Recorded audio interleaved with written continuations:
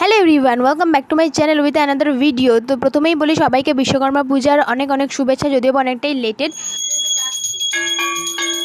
তো আজকের পুরো ভিডিওটা হচ্ছে আমাদের বাড়ির বিশ্বকর্মা পুজো উপলক্ষে, তাই ভিডিওটা স্কিপ না করে পুরো ভিডিওটা দেখতে থাকো। তো রাতটা ছিল বিশ্বকর্মা পূজার আগের দিন রাতে।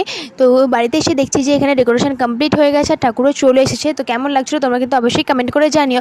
আর এখানে হচ্ছে বেলপাতার মালা তৈরি করা হচ্ছিল, সেই জন্য এখানে বেলপাতা নিয়ে আমার কাকিমণি বসে পড়েছিলেন।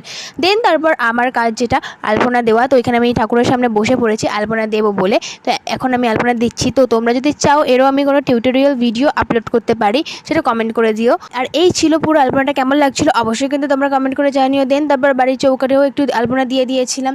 দেন এখানে ঠাকুর রেডি হয়ে গিয়েছে আর এখানে অলমোস্ট সরঞ্জাম সমস্ত কিছুটাই কমপ্লিট হয়ে গিয়েছিল সাজানো। আর উল্টো সাইডে রয়েছে যন্ত্রপাতি।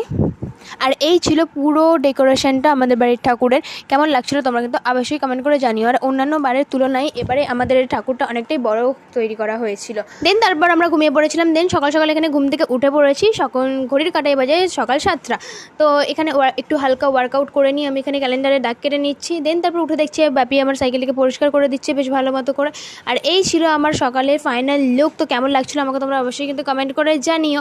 তো চলে এবার যাওয়া যাক। তো এখানে চলে এসেছি, অলমোস্ট দেখতে হচ্ছে কি সুন্দরই না লাগছে। আর এখানে হচ্ছে ফল কাটা হচ্ছিল। আর উল্টো সাইডে হচ্ছে সন্দেশ আরও বার করা হয়ে গিয়েছে। দেন এখানে প্রদীপের সলতে আরও করা হয়ে গেছে। বরণডালা থেকে শুরু করে সমস্ত কিছু রেডি, কারণ আমাদের সকাল সকাল বাউন ঠাকুর চলে আসবে বলেছিল, তেমন মতোই সব কিছু অ্যারেঞ্জ করা হয়েছে।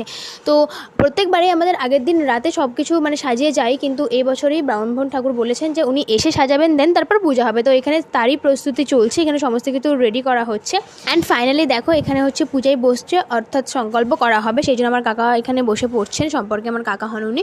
তো এখানে সমস্ত কিছু রিচুয়ালস মেনে খুব সুন্দরভাবে আমাদের পুজোটা কমপ্লিট হয়েছিল। যেমন যা কিছু নিয়ম ছিল সমস্তটাই মেনে খুব ভালোভাবে পুজোটা কমপ্লিট হয়ে গিয়েছিল। আর সত্যি কথা বলতে এবছর ধরতে গেলে প্রথম অনেক 2-3 বছর পরে বেশ সকাল সকাল পূজা হয়ে গেছিলো, বেশ ভালোই লাগছিল।